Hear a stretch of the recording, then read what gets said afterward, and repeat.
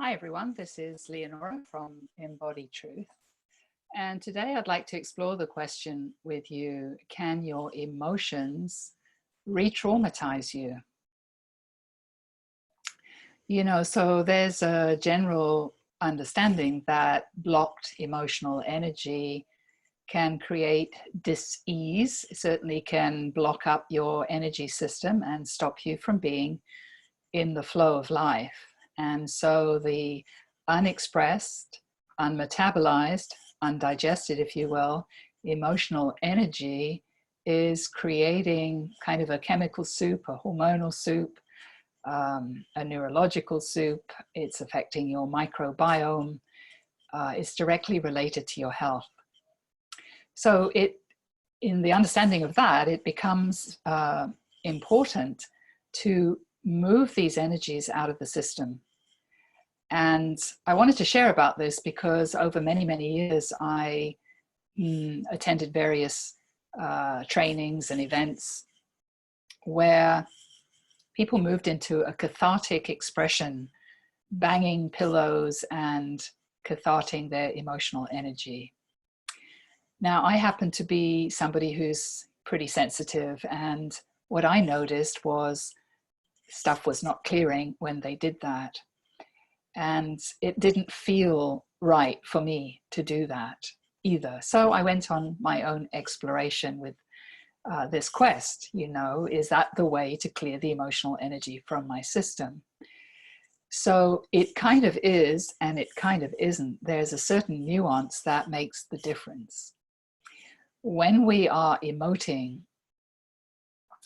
sometimes we're emoting and actually re-traumatizing ourselves. It's like we're identifying, for example, with our sadness and validating that we're sad and attaching to the identity that is holding in place that sadness.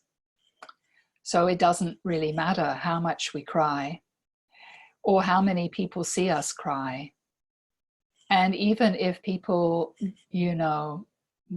tap you on the shoulder perhaps and say, I'm here for you, you're sad.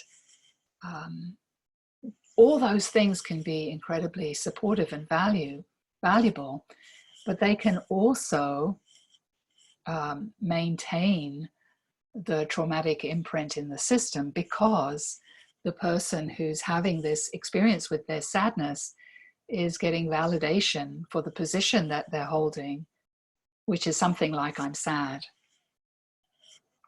So you can see that this is quite complex because when people are sad, if you feel kind and compassion, you may want to, reach out to support them in some way. Often people that are around you, if you're sad, get engaged in a process of trying to fix you and stop you from being sad. And this also creates an attachment to it's not okay to be sad and makes being sad wrong, which just buries the darkness or the unconscious material under another layer of identification. The identification in this case, which says it's not okay to be sad. I won't be appreciated by anybody if I'm sad. So, what's actually happening in that dynamic is that the person who is, trying to comfort you or help you get rid of your sadness is uncomfortable with their own sadness and therefore is unable to be with yours. So, there's lots of pieces in here, but just, to highlight now what is actually going to heal this sadness and what is absolutely required is connection. And the connection that's required is the willingness to feel what sadness really feels like as an energetic vibration. That sadness has a deep root and a deep source, and it's related to, some event that may be totally unconscious in your system that your mind doesn't even know about. So is this willingness to travel directly with the experience of sadness that really enables the sadness to release and integrate into your system and resolve itself. So, it can be challenging because sometimes when I'm guiding people and they meet their sadness and they begin to cry, the release and the crying is itself healing. But I can tell, and this is what's important, if the crying is from identification or disconnection, or if it's from connection. And my encouragement is always to allow the crying, and for me to be present in my own system to the crying, but to invite the person to feel the felt sense of the experience of their crying. So that's kind of step one, is this willingness to be here for myself in this experience. The second piece, which is really important, is to notice either the movement to shut down the crying, because they've got the program in there that says it's not okay to cry. And that is really common. And so there is, at the same time that the crying is coming, there's like a force, I sometimes call it the lid, that's been put on top of the crying, and it can bunch up in the throat and be held. So there's this force, natural force of sadness as an emotional expression coming out of your system that wants to express. And then there's another energy that's pushing against that, that's saying it's not okay to cry. So we have to meet the experience of the I, the sense of self, which may be pushing to against the crying and not wanting the crying. Alternatively, you may find a sense of self that wants to identify as I'm sad. And that's also, you know, a part of the field, that identity. And that has to be discovered as well.